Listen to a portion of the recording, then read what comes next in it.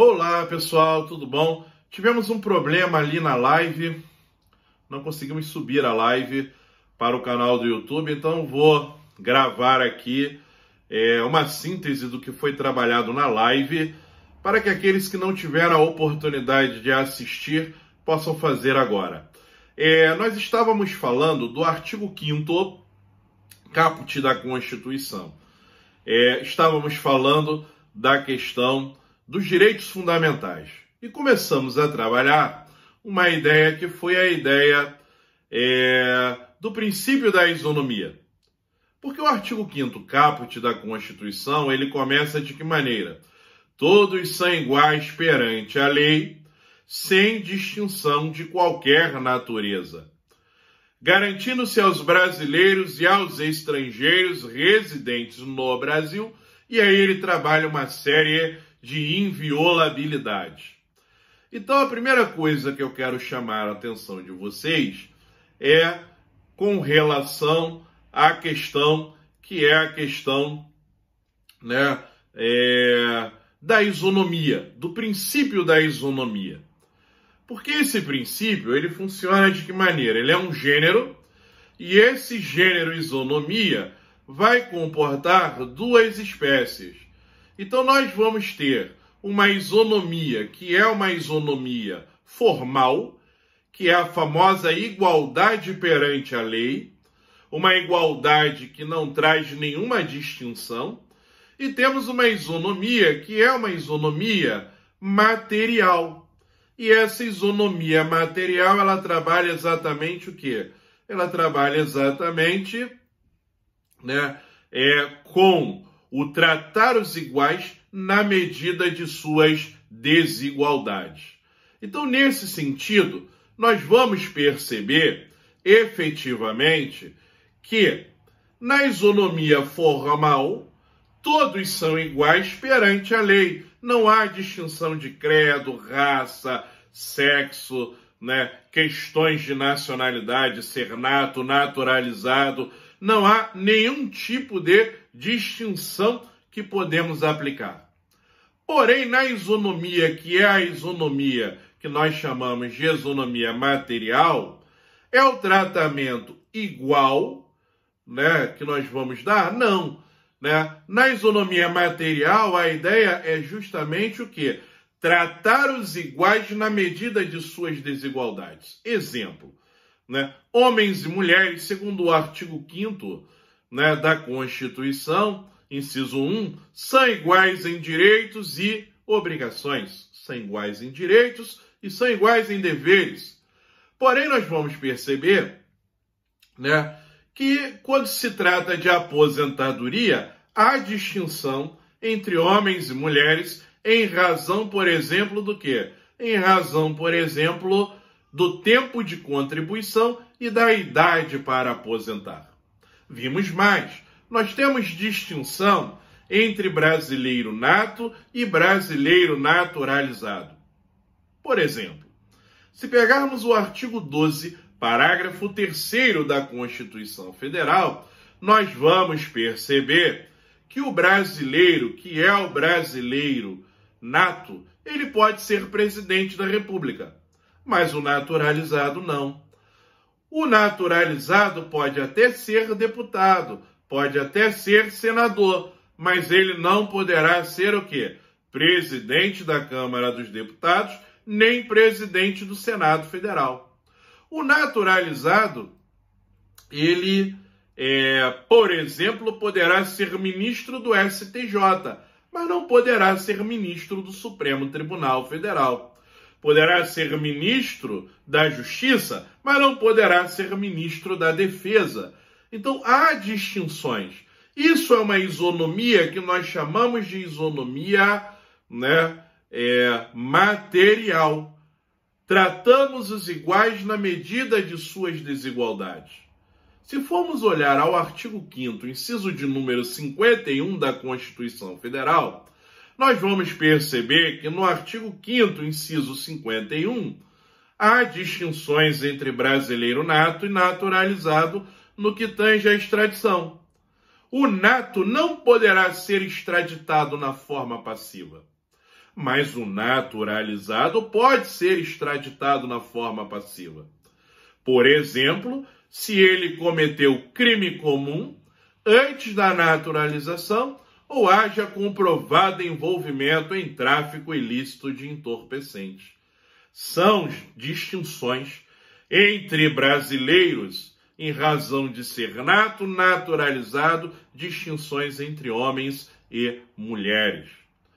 Então, o artigo 5º, quando ele começa a nos dizer todos são iguais perante a lei, estamos falando de um princípio de isonomia. E essa isonomia, ela pode ser uma isonomia formal ou ela pode ser uma isonomia material.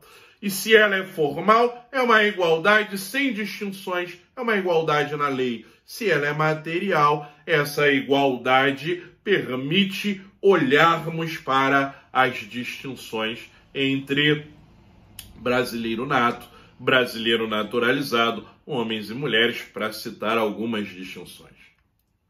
Nesse sentido, a Constituição continua e nos diz: todos são iguais perante a lei, sem distinção de qualquer natureza, garantindo aos brasileiros e aos estrangeiros residentes no país. Primeira observação importante: esta banca ela adora muito esse tipo de questão, principalmente o caput do artigo 5º.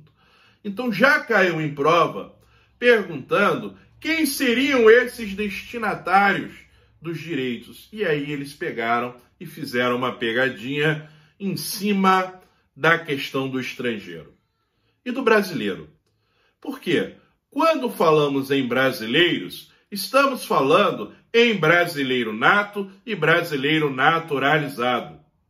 Então, por exemplo, os direitos e garantias previstos no artigo 5º da Constituição, é óbvio que eles englobam quem? O nato e o naturalizado. Porém, se formos levar a interpretação ao pé da letra, o estrangeiro, para gozar dos mesmos benefícios que goza o nato naturalizado, teria que residir no país. Porque ele usa a expressão residência. E residência é quando você está em um determinado local com ânimos de quê? Com ânimos de permanecer. Então você vai perceber, dentro desse contexto, que nós podemos afirmar o quê?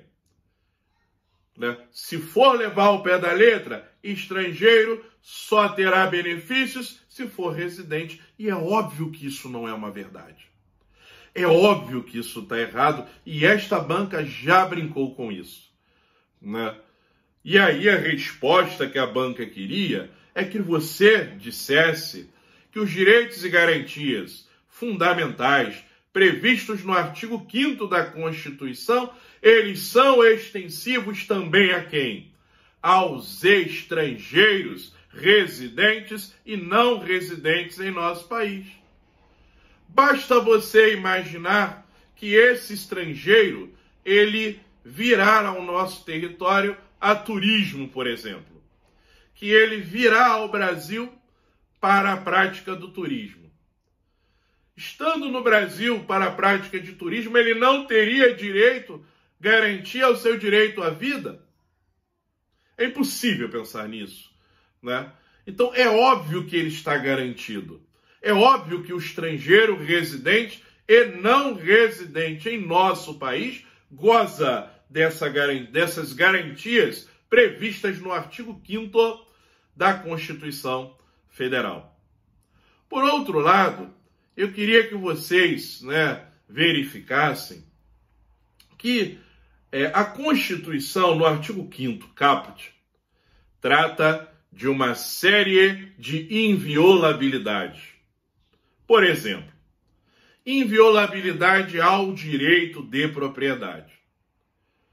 Quando você afirma que o direito de propriedade ele é inviolável, fica parecendo que essa inviolabilidade do direito de propriedade é uma inviolabilidade absoluta.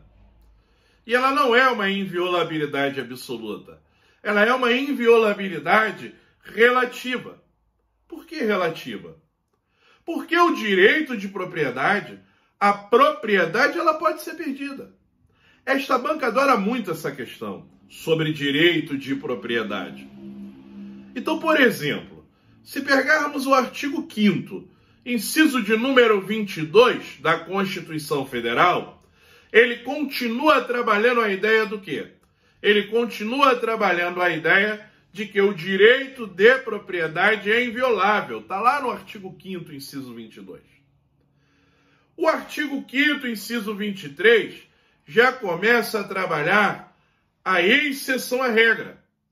Ele já começa a trabalhar a ideia de que, a propriedade ela pode ser perdida. E ela pode ser perdida de que maneira, Márcio? A propriedade ela pode ser perdida por não atender à função social. É o que diz o artigo 5º, inciso de número 23. E o 24 vai nos mostrar a maneira como a propriedade é perdida. Desapropriação. Por necessidade pública, por interesse público. E ele traz uma informação mediante prévia e justa indenização em dinheiro. Porém, vem uma vírgula e diz, salvo nas hipóteses dessa Constituição. É aí que a banca gosta. É aí que a banca vem e pergunta. Essa banca já perguntou inúmeras vezes se a desapropriação sempre se dará mediante prévia e justa indenização em dinheiro. E nós vamos perceber que não. Nós vamos perceber que o artigo de número 184 do texto constitucional nos diz o seguinte, nos diz que para fins de reforma agrária,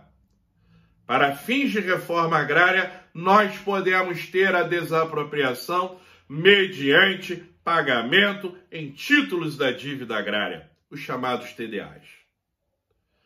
Então, é uma desapropriação para a reforma agrária que a indenização não se dará de maneira prévia e justa em dinheiro. Ela se dará em títulos da dívida agrária. Por outro lado, ao olharmos para o artigo 184, o 184 trabalha uma outra questão, que é a desapropriação para fins, do solo urbano não edificado ou subutilizado. É uma modalidade de desapropriação cujo pagamento também será em títulos. Só que em títulos da dívida agrária, não. São em títulos da dívida pública. Professor, o que o senhor quer me dizer com isso? Eu quero te dizer que quando a banca lhe perguntar se toda a desapropriação se dará mediante prévia e justa indenização em dinheiro, o que você vai responder? Não. Por que não? Porque há desapropriações que têm um caráter de sanção, que é o caso da desapropriação para fins de reforma agrária. É o caso da desapropriação do solo urbano não edificado ou subutilizado, cujas indenizações, elas de fato vão existir, mas serão em títulos da dívida agrária e da dívida pública. Quer mais? Artigo 243 da Constituição Federal. A propriedade, seja urbana ou rural, onde houver o cultivo de plantas psicotrópicas, poderá ser perdida.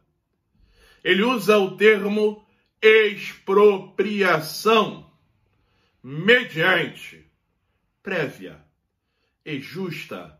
Indenização em dinheiro? Não! A expropriação se dará sem direito à indenização. Plantou maconha, perde a propriedade. A discussão que tinha, e que essa banca já perguntou em prova, é se toda a propriedade é perdida ou apenas parte da propriedade onde havia o cultivo. Imagine que estamos falando, de uma área rural. E imagine você que nessa área rural, nós temos 10 hectares, dos quais 2 foram utilizados para o cultivo de plantas psicotrópicas. O que nós vamos fazer? Vai ser perdida a área toda, segundo orientação jurisprudencial do STF. Os 10 hectares serão perdidos e não apenas os 2 hectares onde havia o cultivo de planta psicotrópica. Ok? Na live pela manhã, nós ainda falamos da inviolabilidade das liberdades. E ao falarmos da inviolabilidade das liberdades, comecei pela liberdade de locomoção e sua garantia. Falamos então, naquele momento, a respeito do que? Habeas corpus. Artigo 5º, inciso 58. Ao falarmos do habeas corpus, mostrei o seguinte, Mostrei que o habeas corpus, ele é um gênero. E esse gênero habeas corpus comportará 2 espécies. Nós vamos ter um habeas corpus que é chamado de habeas corpus liberatório ou repressivo e habeas corpus preventivo. O liberatório ou repressivo é uma modalidade de habeas corpus em que o indivíduo está sofrendo violência ou coação em sua liberdade de locomoção por ilegalidade ou abuso de poder. Ele está preso. Mas nessa prisão é possível se vislumbrar uma ilegalidade ou um ato abusivo de uma autoridade do poder público, como regra. E se ele está preso, ele sofre. E se o verbo é sofrer, o habeas corpus que nós vamos impetrar é o liberatório ou repressivo. Um exemplo clássico é a prisão preventiva. A preventiva, ela é realizada para evitar que o indivíduo possa o quê? Influenciar no curso da investigação. Mas se não há mais essa possibilidade de influência, mantê-lo preso é ilegal, é abusivo. Caberia aí, então, o quê? Um habeas corpus para colocar a liberdade. Se o indivíduo está ameaçado de sofrer a violência, o HC a ser trabalhado é o preventivo. Então é o caso, por exemplo, do indivíduo que teve o mandado de prisão expedido para pagamento de pensão alimentícia. É sexta-feira, ele vai ao banco, ele paga a pensão. Quando ele vai atravessar a petição, o fórum já está fechado. Os autos eram físicos, não eram eletrônicos. E o mandado está na rua e ele pode ser preso a qualquer momento. Então ele vai o quê? Buscar no HC preventivo um salvo-conduto para que sobre aquela conduta ele não possa vir a ser preso, responsabilizado. A autoridade coatora, normalmente, ela pertencerá ao poder público. Um delegado de polícia, um juiz de direito, um desembargador de tribunal, um ministro de tribunal. Porém, o Supremo Tribunal já decidiu, há anos atrás, a possibilidade de um particular ser o coator dessa liberdade. Então, a regra, a autoridade pública é quem coage a liberdade de locomoção por ilegalidade ou abuso de poder. Porém, nós vamos perceber que o particular, excepcionalmente, pode ser admitido como coator. Legitimidade ativa. Qualquer pessoa, está lá no CPP 647 seguintes, qualquer pessoa, independentemente de capacidade postulatória, poderá impetrar o HC. Não preciso ser advogado, então. Não preciso ser defensor, promotor, procurador. Qualquer pessoa, independentemente da capacidade postulatória, poderá impetrar o HC. E aí eu vou usar frases de questões de prova que já caíram. Quem é essa qualquer pessoa? Pessoa jurídica, em favor da pessoa natural. Analfabeto, desde que alguém escreva e assine a seu rolo. Quem mais, professor Márcio? Quem mais? O senhor já viu o menor. Uma expressão que hoje é politicamente incorreta, mas já caiu em prova, os loucos de todos os gêneros. Hoje apareceria o absolutamente, o relativamente incapaz, tanto para o menor quanto para a expressão que foi usada. Então, professor, me diz, quem é que não pode impetrar o HC? O juiz no exercício de suas atribuições. Porque no exercício de suas atribuições, ele, magistrado, pode decretar a liberdade de ofício. É a única exceção. Porque ele pode decretar de ofício. E não se esqueça, o CPP diz que, inclusive, o membro do Ministério Público poderá impetrar a ordem de habeas corpus. Algumas denominações para a gente resumir o que foi a live da manhã, Denominações. Impetrante é quem interpõe o habeas corpus. Paciente, aquele que se beneficia. Habeas corpus é remédio constitucional. E a liberdade de locomoção é a liberdade ambulatorial. Então fica aí, pessoal, um resumo do que foi a live da manhã. Eu, infelizmente, acabei perdendo o vídeo, Enfim, deu um probleminha. Então a live não vai subir. No lugar da live vai subir esse resumo. Se inscreve no canal, isso é muito importante para você receber futuras notificações sobre vídeos e demais lives. Conto com a presença de vocês semana que vem, sábado, 10 da manhã. E vamos trabalhar o processo legislativo com ênfase no TJ. Se inscreve, avisa os colegas, vem comigo, vem assistir professor Márcio Rodrigues Oliveira, E será sempre um prazer tê-los no canal. Um abraço a todos e até a próxima. Te vejo sábado que vem.